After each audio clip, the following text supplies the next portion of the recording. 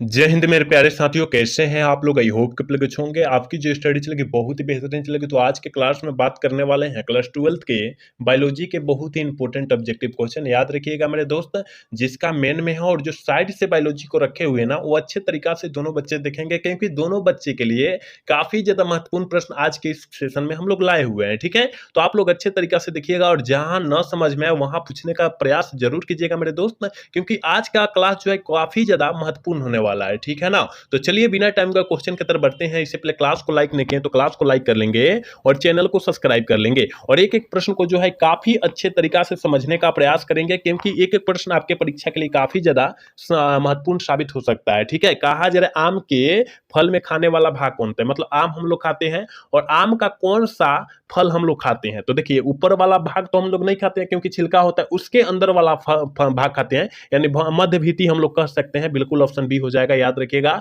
क्योंकि उसके अंदर जो होता है क्या होता है, गुठली होता है, जिसे आठी के नाम से हम लोग जानते हैं। आप अच्छे से समझिएगा, हम अच्छे तरीका से समझाने का प्रयास करेंगे मेरे दोस्त। ठीक है, चलिए अगला क्वेश्चन, 2 नंबर क्वेश्चन में कहा जा रहा है द्विखंडन एक प्रकार का है। द्विखंडन एक प्रकार का क्या होता है, किसमें होता है। आप कहिएगा कि सर हमें पता है द्विखंडन जो होता है अलैंगिक जनन के अंतर्गत आता है, यानी ऑप्शन बी में है। ऑप्शन बी वाला सही कर देंगे, 2 का ऑप्शन बी होगा, याद रखिएगा। 3 नंबर क्वेश्चन आपकी स्क्रीन पर है मेरे दोस्त। कहा जा रहा है निम्नलिखित में से कौन जंतु उभयलिंगी नहीं है। कौन जो है उभयलिंगी नहीं है, मतलब एक लिंगी है ना। उभयलिंगी द्विलिंगी एक ही होता है, याद रखिएगा। तो उभयलिंगी नहीं है, यानी एक लिंगी है। ठीक है, तो आप जानते हैं फिताकिम्बी जो होता है द्विलिंगी या उभयलिंगी होता है। केंचुआ जो होता है उभयलिंगी या द्विलिंगी होता है। जोंको जो है केंचुआ की प्रजाति में आता है, मतलब जानते हैं ना, दोनों की उसका सुर होता है चलने वाला, यानी घरेलू मक्खी जो हो जाएगी एक लिंगी हो जाएगी। ऑप्शन जो हो जाएगा सी करेक्ट हो जाएगा, आप याद रखिएगा। ठीक है, चलिए यहाँ 4 नंबर क्वेश्चन में कहा जा रहा है कि अंड प्रजक प्राणी है। आप सभी को पता होना चाहिए अंडा देने वाला प्राणी कौन कौन है। मुर्गी भी अंडा देती है, सांप भी अंडा देता है, मगरमच्छ भी अंडा देता है। इसका मतलब ऑल ऑफ दीज हो जाएगा, इनमें से सभी हो जाएगा, याद रखिएगा आप। चलिए अगला क्वेश्चन, यानी 5 नंबर क्वेश्चन आपके स्क्रीन पर है मेरे भाई। कहा जा रहा है कि काजू निम्नलिखित में से कैसा फल कहलाता है। काजू जो है कैसा फल कहलाता है, तो आप कहिएगा गुरुजी हमें पता है नट फल कहलाता है। काजू जो है नट फल के अंतर्गत आता है, नट फल कहलाता है। बिल्कुल ऑप्शन सी होगा 5 के, याद रखिएगा। 6 नंबर क्वेश्चन करें कि जनक समान जीव प्राप्त हो सकते हैं। जनक मतलब जानते हैं, जनक मतलब आप जानते हैं मेरे भाई पिता होता है। ठीक है, और पिता के समान जीव प्राप्त हो सकते हैं, किसमें हो सकते हैं। आप कहिएगा गुरुजी हमें पता है द्विखंडन में हो सकता है। बिल्कुल ऑप्शन डी हो जाएगा, 6 का ऑप्शन डी होगा, याद रखिएगा। चलिए 7 नंबर क्वेश्चन में कहा जा रहा है चमगादड़ द्वारा परागण कहलाता है। चमगादड़ द्वारा परागण जो होता है वो क्या कहलाता है, कहिएगा कि सर केरोटेफिली कहलाता है। बिल्कुल ऑप्शन सी हो जाएगा, 7 का ऑप्शन सी होगा, याद रखिएगा। अब इन जितने बच्चे क्लास को देख रहे हैं प्लीज मेरे भाई आप लोग क्लास को लाइक कर लीजिएगा, क्योंकि आप सभी के लिए हम लोग इतना मेहनत करते हैं, लेकिन आप लोग जो है क्लास को लाइक नहीं करते हैं। सारे बच्चे क्लास को लाइक कीजिएगा, ठीक है ना। चलिए अगला क्वेश्चन, 8 नंबर क्वेश्चन में कहा जरा बीज चोल का निर्माण होता है। बीज चोल का निर्माण जो होता है कहां पर होता है, कहिएगा कि सर पेरिकोर्स में होता है। बिल्कुल ऑप्शन ए हो जाएगा, और यह प्रश्न जो है 2023 में आया हुआ है, आप याद रखिएगा। ठीक है, चलिए अगला क्वेश्चन, 9 नंबर क्वेश्चन में कहा जा रहा है युग्मक स्थानांतरण हो सकता है। युग्मक अंतर स्थानांतरण जो होता है वो किसमें हो सकता है, कहिएगा गुरुजी हमें पता है जल द्वारा भी होता है, वायु द्वारा भी होता है, और वायु को ही हवा बोलते हैं, पता है ना। यानी इनमें से सभी हो जाएगा, ऑप्शन डी हो जाएगा। 9 का ऑप्शन डी होगा, याद रखिएगा मेरे दोस्त। चलिए अगला क्वेश्चन, कहा जा रहा है स्त्री दल चक्र पुष्पों में बना होता है। स्त्री दल चक्र का मतलब क्या होता है, पुष्प होता है, और पुष्पों में क्या बनता है। आप कहिएगा कि सर शिष्टगामा भी बनता है, स्टाइल भी बनता है, ओवरी भी बनता है। इनमें से सभी हो जाएगा, ऑप्शन डी हो जाएगा, और यह 2024 में आया प्रश्न है, याद रखिएगा। ठीक है, चलिए 11 नंबर क्वेश्चन में कहा जा रहा है निम्नलिखित में से किस पौधे में स्वपरागण होता है। किस पौधे में जो होता है स्वपरागण होता है मेरे दोस्त, आप कहिएगा गुरुजी हमें पता है द्विलिंगी में होता है। बिल्कुल ऑप्शन बी हो जाएगा, 11 का ऑप्शन बी होगा, याद रखिएगा। 12 नंबर क्वेश्चन में कहा जा रहा है इनमें से कौन कायिक प्रबंधक नहीं है। कौन जो है इनमें से कायिक प्रबंधक का उदाहरण नहीं है, कहिएगा चल बीजाणु जो है मेरे दोस्त, ऑप्शन डी वाला सही हो जाएगा, याद रखिएगा। चलिए 13 नंबर क्वेश्चन में कहा जा रहा है भ्रूण पोष का क्या कार्य होता है। भ्रूण पोष का कार्य यही होता है, या भ्रूण को पोषण दे देना, ठीक है ना। भ्रूण को पोषण दे देना, यानी पोषण मतलब क्या होता है, खाना पीना होता है, याद रखिएगा। ऑप्शन बी हो जाएगा 13 का, याद रखिएगा। चलिए अगला क्वेश्चन की तरफ बात करते हैं मेरे दोस्त। कहा जा रहा है ना, भ्रूण कोश की सेंट्रल कोशिका है। भ्रूण कोश की सेंट्रल कोशिका क्या होती है? द्वितीयक से केंद्रक होता है, बिल्कुल ऑप्शन बी हो जाएगा। 14 का ऑप्शन बी होगा, याद रखिएगा।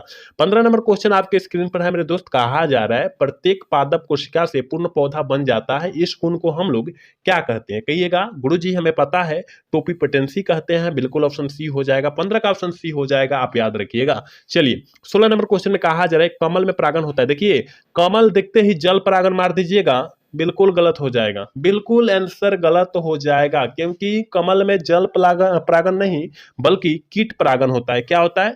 कीट परागण होता है। ऑप्शन सी वाला सही होगा, याद रखिएगा। जलकुंभी में जो होता है उसमें जल परागण होता है, आप याद रखिएगा, ठीक है। शैवाल में जो होता है जल परागण होता है, ये याद रखिएगा। आप लोग भूलिएगा मत, ये सारे क्वेश्चन बतला रहे हैं, काफी ज्यादा महत्वपूर्ण क्वेश्चन बतला रहे हैं, ठीक है। चलिए 17 नंबर क्वेश्चन करें कि निषेचन के पश्चात बीजांड परिवर्तित होता है। निषेचन के पश्चात यानी पहले बीजांड किसमें परिवर्तित हो जाता है? बीज। बीज मतलब क्या होता है? बिया। बिया में जो होता है विकसित हो जाता है, ऑप्शन बी होगा। 18 नंबर क्वेश्चन कह रहा है एक प्रारूपी पुष्प में कह रहा है कि एक प्रारूपी पुष्प में प्रायः कितने प्रकार के पुष्प पत्र होते हैं? कितने प्रकार के पुष्प पत्र होते हैं? आप कहिएगा गुरुजी हमें पता है 4 प्रकार के। कितना? 4 प्रकार के। ऑप्शन 18 का ये हो जाएगा, याद रखिएगा। 19 नंबर क्वेश्चन में कहा जा रहा है कि पुष्प के नर जनन संरचना को क्या कहते हैं? पुष्प के नर के पुमंग कहते हैं मादा। है देखिए मादा को जयांग कहते हैं, याद रखिएगा। मादा को जयांग, नर को पुमंग कहते हैं, दोनों याद रखिएगा। तो नर पूछा इसलिए पुमंग मारेंगे, ऑप्शन ए वाला सही करेंगे, इसका याद रखिएगा। 20 नंबर क्वेश्चन का है निम्नलिखित में से असत्य फल किसी का बनता है? किससे बनता है? असत्य फल जो बनता है वो किससे बनता है? आप कहिएगा गुरुजी पुष्पासन से बनता है, बिल्कुल ऑप्शन 20 के बी हो जाएगा, याद रखिएगा।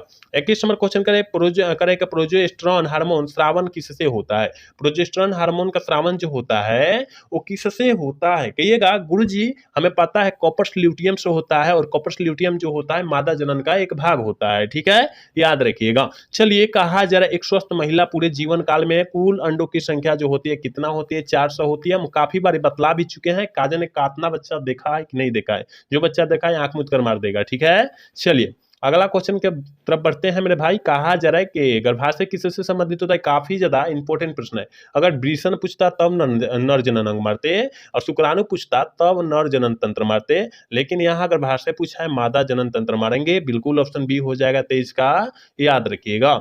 24 नंबर क्वेश्चन में कहा जा रहा है मेरे दोस्त कोशिकीय अवस्था में भ्रूण क्या कहलाता है? कोशिकीय अवस्था में भ्रूण जो कहलाता है मरुल्ला कहलाता है, बिल्कुल ऑप्शन 24 के बी हो जाएगा, याद रखिएगा। 25 नंबर क्वेश्चन का है फैलोपियन नलिका मतलब फेलोपियन ट्यूब जिसे इंग्लिश में बोलते हैं, फेलोपियन नलिका का अंडाशय से निकटतम भाग को हम लोग क्या कहते हैं? हम लोग क्या कहते हैं? तो वायु कुष्ठिका कहते हैं, बिल्कुल ऑप्शन बी हो जाएगा। 25 का ऑप्शन बी होगा, याद रखिएगा। 26 नंबर क्वेश्चन करें किस हार्मोन द्वारा अंडो उत्सर्ज नियंत्रण होता है? किस हार्मोन के द्वारा अंडो उत्सर्ज का नियंत्रण होता है? कहिएगा गुरुजी FSH और LH के द्वारा होता है, बिल्कुल ऑप्शन डी हो जाएगा 26 का, याद रखिएगा। 27 नंबर क्वेश्चन आपके स्क्रीन पर कहा जा रहा है कॉपर ल्यूटियम के द्वारा स्रावित होने वाला हार्मोन है। कॉपर ल्यूटियम के द्वारा स्रावित होने वाला हार्मोन जो है कौन है? कहिएगा प्रोजेस्टेरॉन है, याद रखिएगा। और प्रोजेस्टेरॉन जो होता है एक प्रकार का मादा हार्मोन होता है, ये भी साथ में आप याद रखिएगा।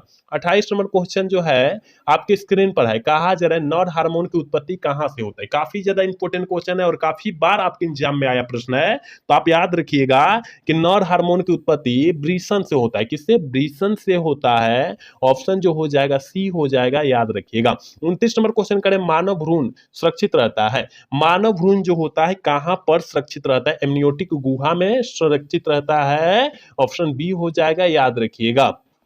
30 नंबर क्वेश्चन में कहा जा रहा है मानव शुक्राणु के एक्रोसोम का निर्माण कहाँ होता है? मानव शुक्राणु के एक्रोसोम का निर्माण जो होता है गल्जिकाई के द्वारा होता है, ऑप्शन सी हो जाएगा 30 का, याद रखिएगा। जितने बच्चे क्लास को देख रहे हैं और अभी तक क्लास को लाइक नहीं किए मेरे दोस्त, आप लोग क्लास को लाइक कर लीजिएगा, ठीक है, क्योंकि आप सभी के लिए हम लोग इतना मेहनत करते हैं, लेकिन आप लोग जो है क्लास को लाइक नहीं करते। सारे बच्चे कर लीजिएगा, ठीक है।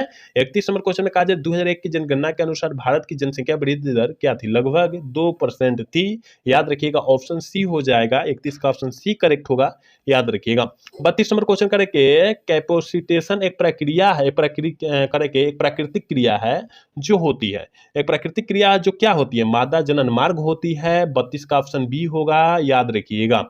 33 नंबर क्वेश्चन जो है आपके स्क्रीन पर है, कहा जा रहा है गर्भ निरोधक गोली में मौजूद प्रोजेस्टेरोन किस कार्य के लिए होता है? किस कार्य के लिए होता है प्रोजेस्टेरोन हार्मोन? किस कार्य के लिए होता है? कहिएगा कि सर अंडो उत्सर्ज को रोकने के लिए होता है। बिल्कुल ऑप्शन बी हो जाएगा, याद रखिएगा। 34 नंबर क्वेश्चन काफी ज्यादा महत्वपूर्ण है, कहा जा रहा है यौन करके संचारित रोग है।